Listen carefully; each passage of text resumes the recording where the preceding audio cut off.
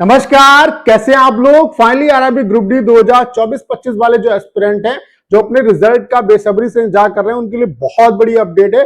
Finally railway की तरफ से ऑफिशियल आपका नोटिस आ चुका है और रिजल्ट की डेट आपकी ऑलमोस्ट कंफर्म हो चुकी है। तो रिजल्ट आपका कब तक आने वाला है, आपको रिजल्ट के लिए कितना क्या वेट करना पड़ सकता है, इन पॉइंट पे बात करेंगे। उसके अलावा आपका जो फिजिकल का एग्जाम है वो कब तक पॉसिबल है, फिजिकल के लिए आपको कितना क्या टाइम मिलने वाला है, उसके अलावा एक्सपेक्टेड कट ऑफ आपकी क्या कुछ रह सकती है, कैटेगरी वाइज कितने मार्क्स वाले जो एस्पिरेंट हैं उनको फिजिकल की प्रिपरेशन में लग जाना चाहिए। तो इन सभी पॉइंट पे सिंगल वीडियो में हम लोग बात करने वाले हैं। ये वीडियो आप सभी के लिए बहुत ज्यादा हेल्पफुल होने वाला है। चलिए स्टार्ट करते हैं।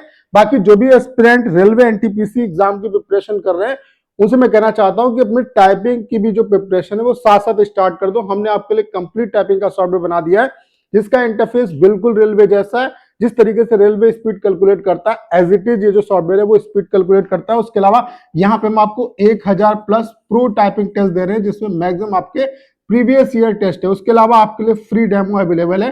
मैं आप सभी एस्पिरेंट्स जरूर कहूंगा कि एक बार डेमो जरूर लीजिएगा। डेमो से आपको पता चलेगा कि सॉफ्टवेयर आपके लिए कितना ज्यादा हेल्पफुल होने वाला है। उसके अलावा आपका जो रिजल्ट है उसका डिटेल परफॉर्मेंस एनालिटिक यहाँ पे आपको मिलेगा। तो इस तरीके से आप देख सकते हैं, आप बहुत अच्छे तरीके से यहाँ पे टाइपिंग की जो स्पीड है अपनी वो यहाँ पे बना सकते हैं और बहुत कुछ यहाँ पे आपको सीखने को मिलेगा। तो एक बार विजिट जरूर करिए, लिंक डिस्क्रिप्शन और कमेंट बॉक्स में पिन किया है।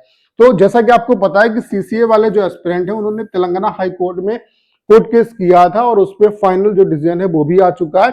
और कहीं ना कहीं सीसीए वाले जो एस्पिरेंट है उनको लेकर रेलवे भी अब सीरियस हो गई है। एक तो आप देख रहे हैं ये कोर्ट का ऑर्डर है, यहाँ पे कोर्ट ने भी साफ साफ यहाँ पे मेंशन किया है कि respondent shall ensure strict verification and security of the and scrutiny of the eligibility of candidate applying under the CCA. यानी कि सीसीए के अंडर जिन भी एस्पिरेंट ने अप्लाई किया उनकी यहाँ पे स्ट्रिक्ट जो स्क्रूटनी और वेरिफिकेशन है वो होना चाहिए। तो एक चीज तो ये हो गई। उसके अलावा रेलवे ने भी ऑफिशियल आपका नोटिस यहाँ पे डाल दिया। यहाँ पे पॉइंट नंबर 3 में देख सकते हैं, दिनांक 3/2/2025 की नोटिस के द्वारा रेलवे स्थापना में प्रशिक्षित और आवेदन की तारीख पर एनसीबीटी द्वारा जारी नेशनल अप्रेंटिस सर्टिफिकेट एनएसी रखने वाले जो सीसीए उम्मीदवार हैं उनको ऑनलाइन आवेदन में ट्रेनिंग की अवधि, सर्टिफिकेट का विवरण और प्राप्त अंक भरने की सलाह दी गई थी। उसी नोटिस के अनुसार सीसीए उम्मीदवार जिन्होंने ऑनलाइन आवेदन की अंतिम तिथि से पहले एनसीबीटी परीक्षा दी थी लेकिन जिसका परिणाम घोषित नहीं हुआ था, उन्हें ऑनलाइन आवेदन में अंतिम परीक्षा की तारीख भरने के साथ परिणाम प्रशिक्षित चुनने की सलाह दी गई थी। अब यहाँ पे पॉइंट नंबर 4 में क्या लिखा हुआ है, अब ऐसे अभ्यर्थियों को सुविधा दी जाती है, यानी कि एक मौका दिया गया है इन एस्पिरेंट को कि वे प्रमाण पत्रों का विवरण एवं एनसीबीटी जो परीक्षा में प्राप्त अंक का विवरण भरें जिससे कि सीसीए कोटा के अंतर्गत उनका दे वेटेज की गणना हो सके। और इसके लिए यहाँ पे आप देख रहे हैं जो विंडो इन्हें प्रोवाइड की गई है वो 17/6/2026 से लेकर के 23/6/2026 तक यहाँ पे अपना ये जो सर्टिफिकेट वगैरह है इसको अपलोड कर सकते हैं। इन्हें एक मौका दिया गया है। तो फाइनली आप यहाँ से एक चीज कंफर्म मान सकते हो कि आपका जो रिजल्ट है वो 23 जून के बाद ही आएगा, क्योंकि 17 तारीख से लेकर के 23 जून तक यहाँ पे ये आपका प्रोसेस चलेगा। उसके बाद ही कहीं ना कहीं रिजल्ट जो है वो आपका अनाउंस होगा। यानी कि ये तो कंफर्म हो गया जो रिजल्ट है वो 23 जून के बाद ही आएगा। अब रिजल्ट कब आएगा, तो हाईली चांसेस है कि जून लास्ट तक आपको जो रिजल्ट है वो अपना देखने को मिल जाए। इसमें बहुत ज्यादा टाइम नहीं लगेगा।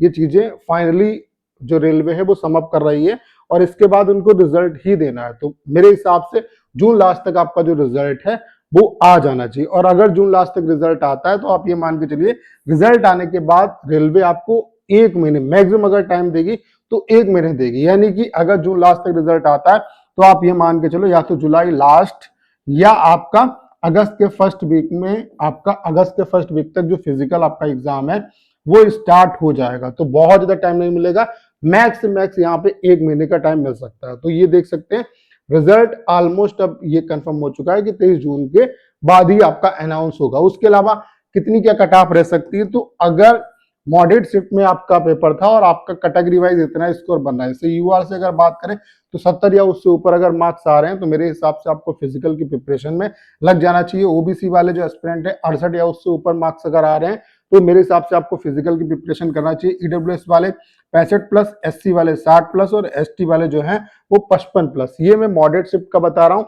अगर मान लेते हैं आपकी इजी शिफ्ट है तो इसमें 5 नंबर आप और ऐड कर लो, अगर सबसे ज्यादा हार्ड शिफ्ट है तो इसमें 5 नंबर आप और घटा लो और कम कर लो। यानी कि अगर आपका पेपर बहुत ज्यादा हार्ड शिफ्ट में था तो 65 भी नंबर अगर यूआर कैटेगरी से बन रहे हैं और ओबीसी और ईडब्ल्यूएस से आपके 60 या उससे ऊपर नंबर बनने हैं, फिर भी आपको फिजिकल की प्रिपरेशन करना चाहिए। भाई इजी शिफ्ट में अगर 75 या उससे ऊपर बनने हैं तो मेरे हिसाब से आपको फिजिकल की तैयारी करनी चाहिए। तो ये आपकी कुछ एक्सपेक्टेड कट ऑफ रह सकती है अगर इतने मार्क्स हैं आपके कैटेगरी वाइज। तो मेरे हिसाब से आप फिजिकल की प्रिपरेशन साथ साथ करते रहो, क्योंकि बहुत ज्यादा टाइम नहीं बचा हुआ है। अगर फिजिकल की तैयारी नहीं करोगे, क्योंकि गर्मियों में ही फिजिकल होगा, तो इस तरीके से अगर प्रिपेयर नहीं करोगे, और फिजिकली यहाँ पे इंपॉर्टेंट होता है, और इस बार फिजिकल में बहुत सा बच्चा छट नहीं होगा क्योंकि गर्मी है।